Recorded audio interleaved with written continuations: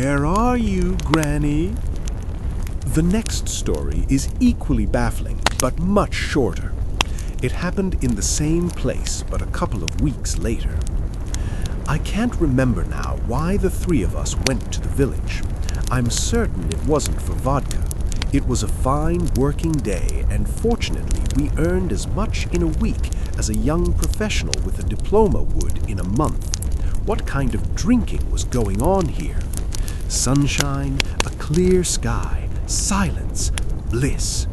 Birds chirping, squirrels rustling, a brook babbling. Broad daylight.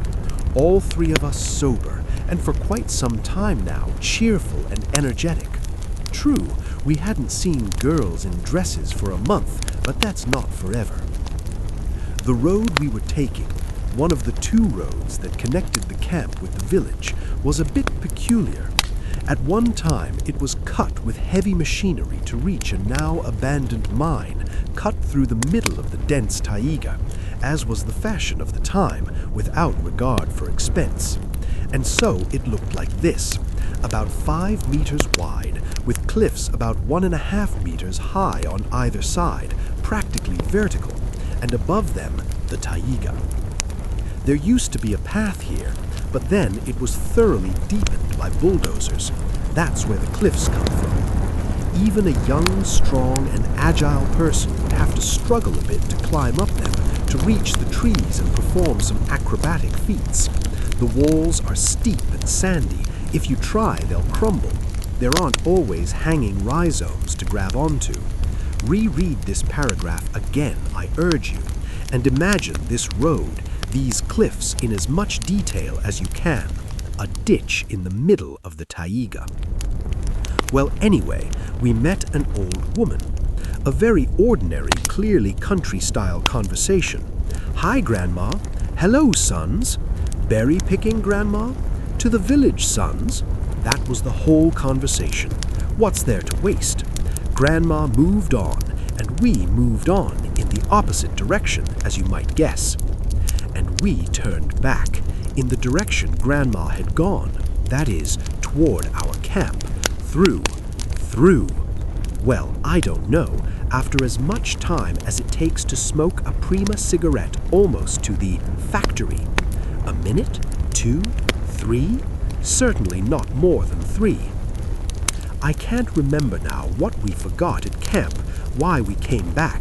I think we didn't take all the letters we were supposed to send with us, something like that. That's not the point. We're going back. Grandma's gone. Grandma's gone. Grandma's gone on the road ditch.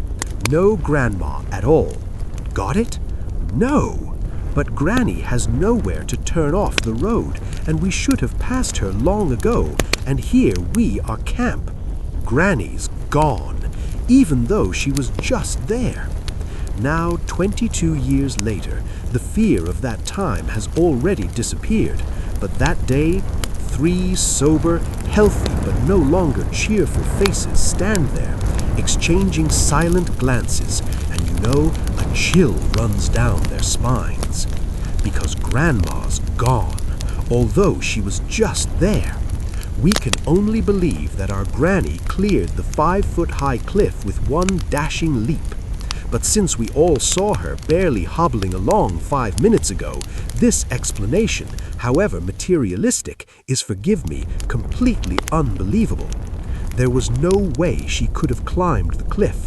She just couldn't have climbed it. She just couldn't. Granny's gone. It was broad daylight. Birds were chirping, squirrels were scurrying, a brook babbling, and a chill ran down your spine. And Grandma looked perfectly ordinary, nothing surprising. Only in horror movies do grandmas like that have hooked noses and eyes like bowls. But in real life, they looked completely ordinary.